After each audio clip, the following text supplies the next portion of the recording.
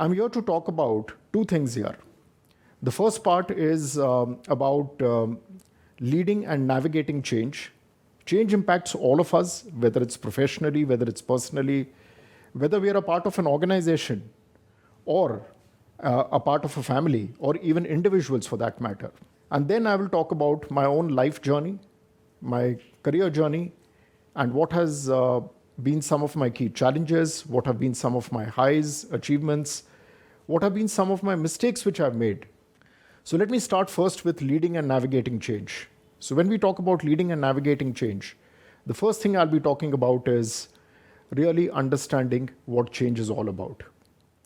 So when we talk about change, change is moving away from the status quo, moving away from a state of ordinary flux which we are currently dealing with.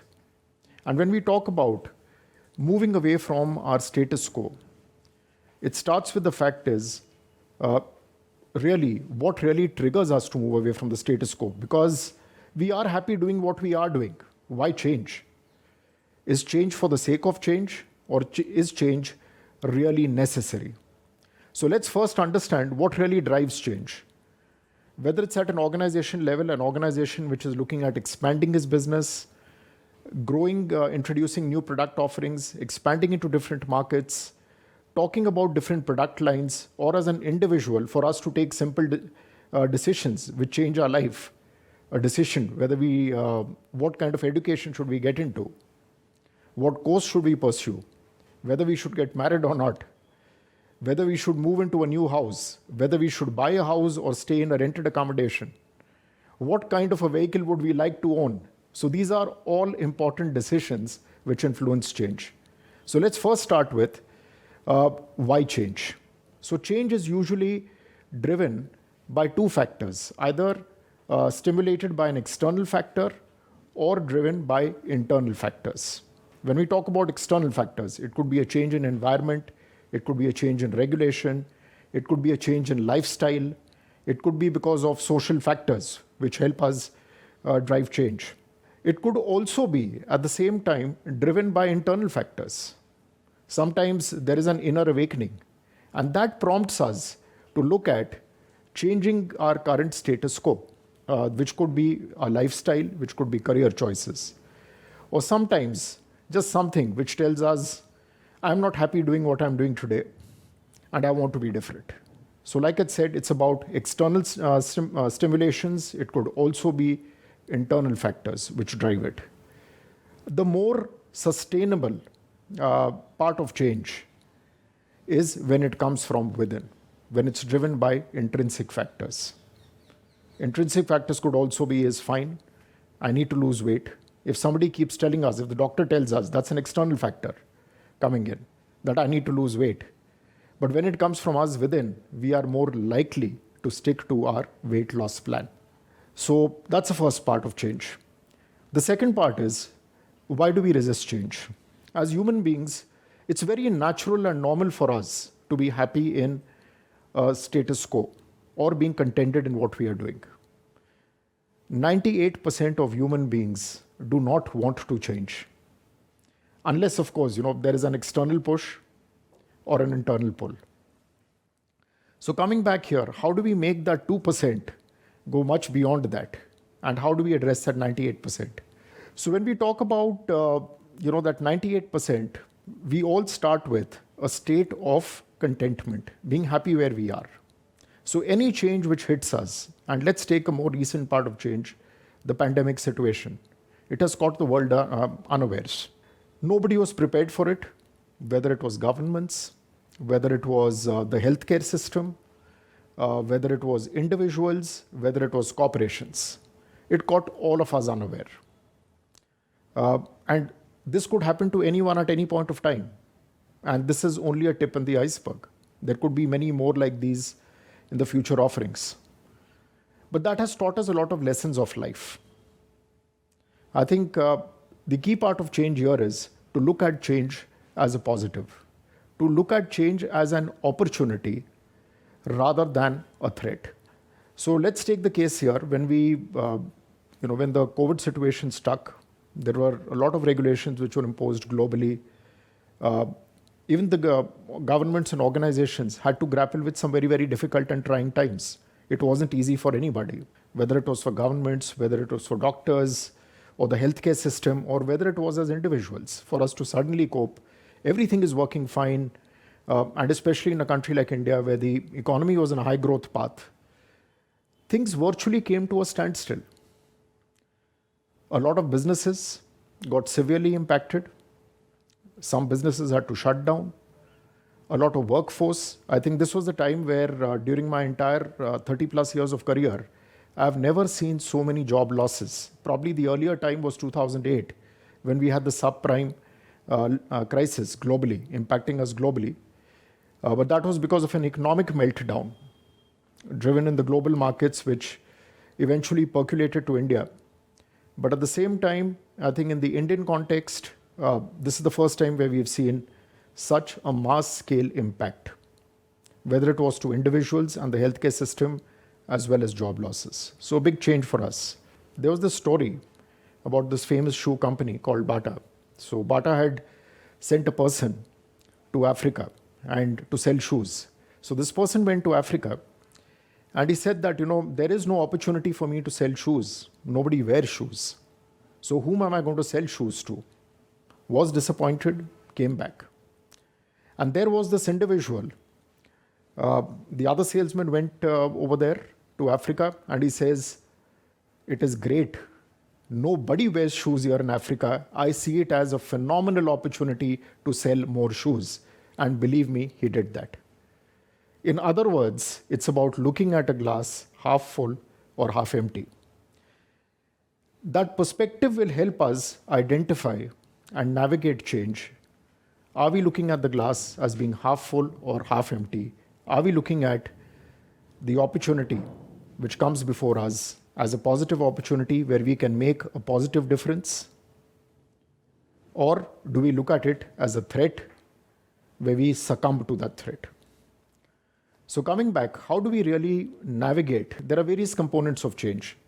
There is a strategy. You need to have a strategy to navigate change, whether it's personally or for an organization, which is either restructuring, growing, expanding into new markets, or diversifying. What is your change strategy? Your change strategy should include a clear vision for change, defining success and its outcomes. It should also include what are the measures of success? How will you know whether it succeeded or not? It will also talk about what kind of strategy or structure do you need? What kind of operating model for change do you need to have?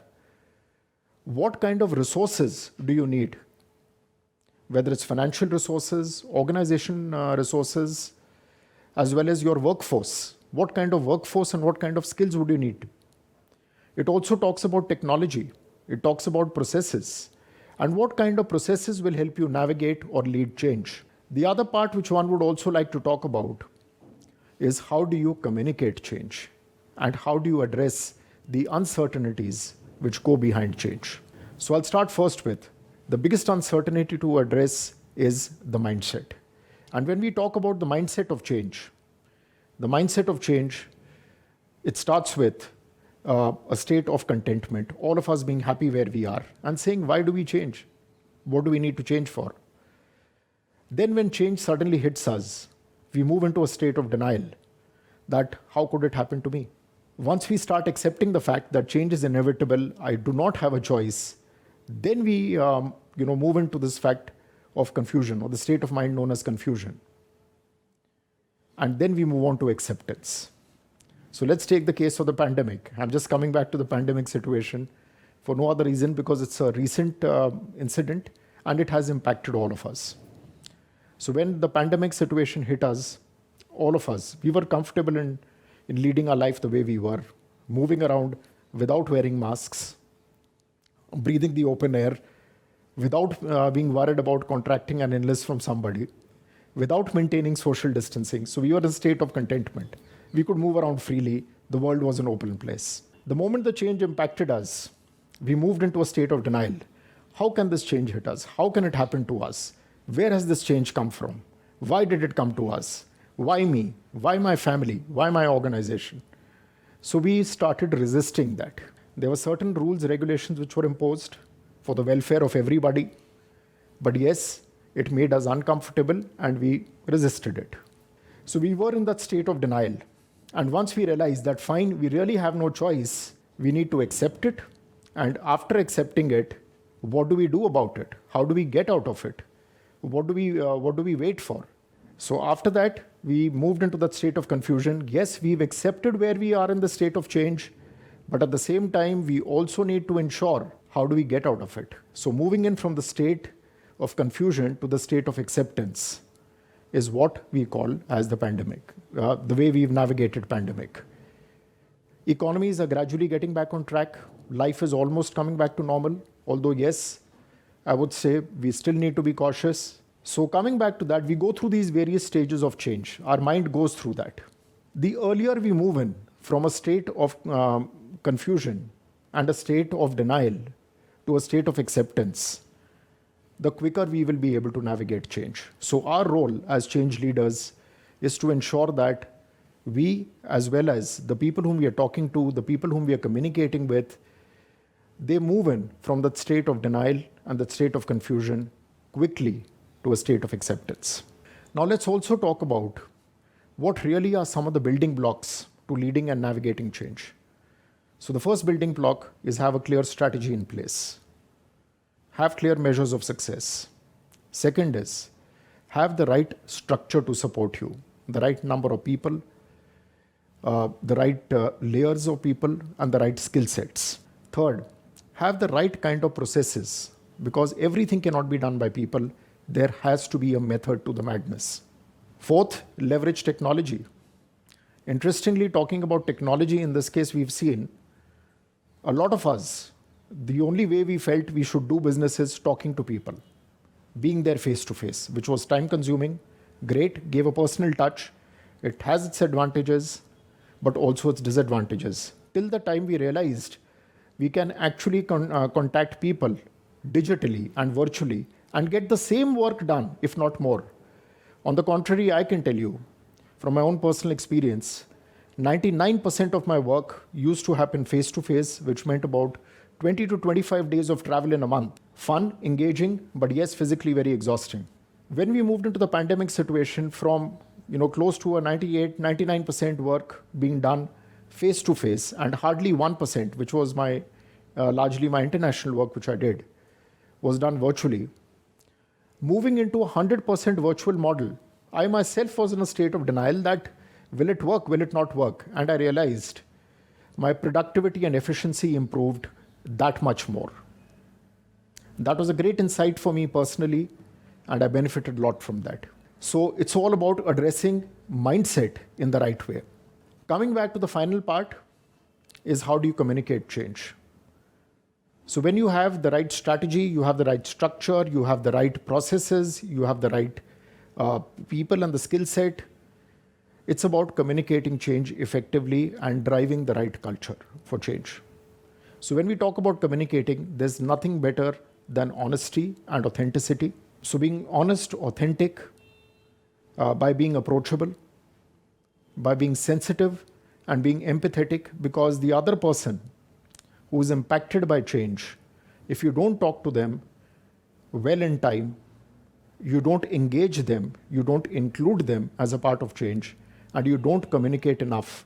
By communication, it could be done either through town halls, through larger groups, it could be done one-on-ones, it can be done both verbally as well as sometimes even through mails and correspondence, where you are trying to reach out to a number of people. But the more you are able to look at the human side of change through authenticity, openness, transparency, inclusion, you are more likely to get the buy-in of people and move them quicker from a state of denial and confusion to a state of acceptance. And also address the factor, the WIFM, as we call it, what's in it for me. So doing these basics here would help us lead and navigate change successfully. That is what I would like to talk about when it comes down the role which we play both individually as well as leaders in leading and navigating change. I'll quickly talk about my own career journey and how change has helped me. So I'm a mechanical engineer by formal qualification, master's in business administration, a professional certified coach, and will shortly be getting my doctorate degree in human resources and organization development and change management. I started my career on the shop floor, working as an engineer. Gradually realized that I don't want to spend the rest of my life working with machines. I would want to work with people. Did my master's in business administration, did a job in sales, thoroughly enjoyed it. I enjoy talking to people, whether it's in sales. Then by default, rather than by design, moved into human resources. So moving in from selling lubricants, I moved on to training people to sell blades and batteries, and then hiring people and incentivizing them to sell blades and batteries. And my career journey in HR went on from there. So what I've learned in my career journey is, one, change is inevitable. Look at change as an opportunity rather than as a threat. Navigate change. While it is important to go with the flow, at the same time, if one works to a plan, one has a clear vision, one defines clear outcomes, and creates the right kind of structure to support you, and one ensures that you are able to equip people and yourself with the right kind of skills, you are more likely to navigate change effectively. I would also like to take this opportunity to thank Jimmy Mistry and the Della Leadership Club for giving me the opportunity to talk to you. And if you have any questions, happy to be answering them. Wish you all the very best in a successful career and a successful journey to life. And God bless. Thank you very much.